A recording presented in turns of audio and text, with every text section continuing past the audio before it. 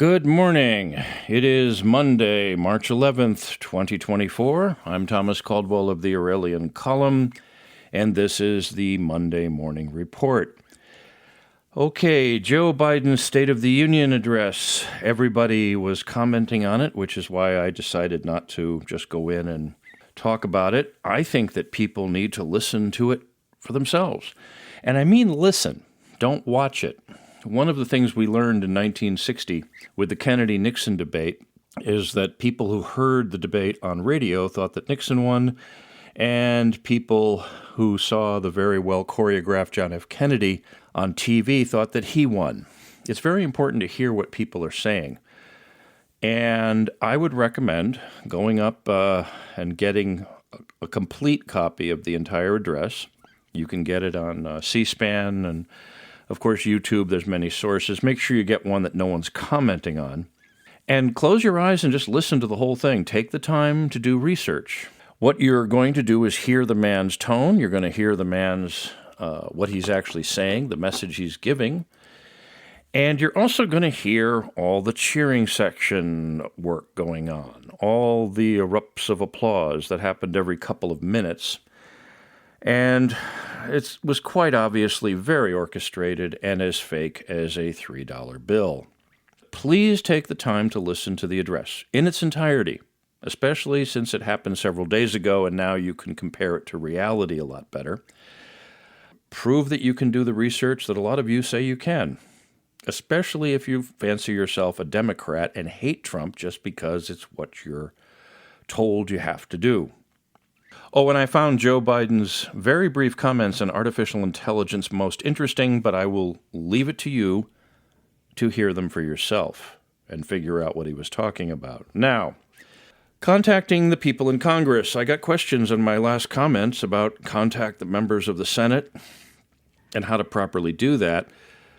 I think it's important to do that because, as I've said before, political power belongs to those who show up. Now, because so many were asking instructions, and I found that interesting, but also there's a need, I'm writing up what I call a poor man's guide to lobbying and political influence. I was a lobbyist once upon a time, back in a more civilized age, in a more civilized century, it seems. But I hope to have that out this week. This is actually the procedure and processes for dealing with members of Congress if you're John Q. Public, and you can do that. And realistically, if enough people want to do something, people in power tend to go along with it because at the end of the day, the secrets of political success is to please the mob. Now, I'm going to get this done as quickly as possible, how to deal with senators and representatives. I am thinking of coming up with two versions, one for regular subscribers and the other for paid subscribers, which will have a lot more detail to it. But I do have other work I'm doing, and I will get this done as quickly as possible, especially since so much stuff is going on, and the more people make themselves known to the people in power, the better we have the better chances we have of fixing things. So thanks to all of you who emailed me and contacted me otherwise to make that suggestion. Now, I do follow media from around the world. That covers all sides of every situation, and that includes Middle Eastern sources.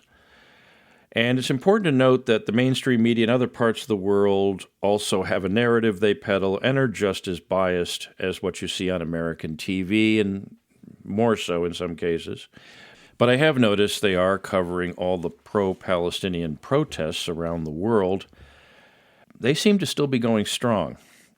Now, who's doing all the organizing of those events is a question I'd like to see answered. Tens of thousands of people showing up at the same time in the same place for the same reason is not an easy thing to pull off. So who's doing the pulling? Something that should be looked into.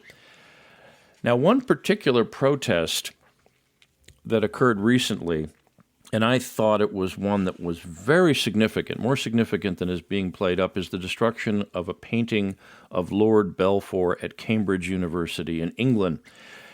Now, he was the man responsible for the Balfour Declaration, which eventually led to the establishment of the State of Israel. Now, there's a lot more to that story.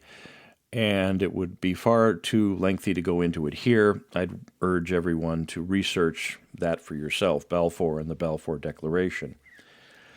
Now, this little bit of vandalism I take as a different sign, and it means that the entire Israeli-Gaza war has now reached a new level of escalation, at least politically, because it's no longer people just questioning the actions of Israel in that conflict. There are protesters in the West who've now taken to questioning the existence of Israel itself by people that are other than Palestinians. Of course, the Palestinians have been against Israel from day one, but when you start seeing people in the West doing this, it means there's a different level of consideration going on. At least it appears that way. The vandals were apparently not arrested, and the group which calls itself Palestinian Action doesn't seem to fit the usual mold of native Palestinians and their political action. They're supposed to have a website, but I couldn't find it. Still, this does show that the Gaza action is taking a very precarious turn politically, and not just for Israel, but for the Western countries that support Israel. It may be simply an act of politically motivated vandalism to most people, but I think there's more to it than that. And we'll see as events continue to progress. There are quite a few Israelis that don't like what's going on in Gaza. There are many members of the international Jewish community that don't like it either. Again, all conflicts are complicated, and there's no real black and white in the world when it comes to things like this. But I do think that this has shown a political escalation which may not go into some good areas. So let's just stay tuned to that particular situation. I have a feeling something is going to break pretty soon in that part of the world. It just can't keep going like this. On a lighter side, I'd like to call everyone's attention to a YouTube channel I've found to be very entertaining. It's very insightful and refreshing, and it's called Sanctioned Ivan. It's put out by a young Russian man who grew up in Ireland, and it's about his personal and economic adventures living in today's Russia, and he's a lot of fun. The man goes after the truth, which can be dangerous in Russia, as it is in much of the world, including the United States. But he makes fun of his own country's problems and humanizes his positive happenings in his native land. I'd particularly recommend the videos that he put out countering Tucker Carlson's recent trip to Russia, especially the one where Mr. Carlson visited a Moscow grocery store. Sanctioned Ivan went to the same grocery store and came up with a very different scenario, which... Well, let's just say Mr. Carlson will not be inviting him on his show anytime soon. Again, if you go after the truth, you got to go after it wherever it goes. So Mr. Carlson maybe got a few things wrong, which is refreshing. All is fair in love, war, and journalism. Okay, that's it for today. If you like what you hear, please subscribe. Consider a paid subscription. Share this if you know some people that might find it interesting.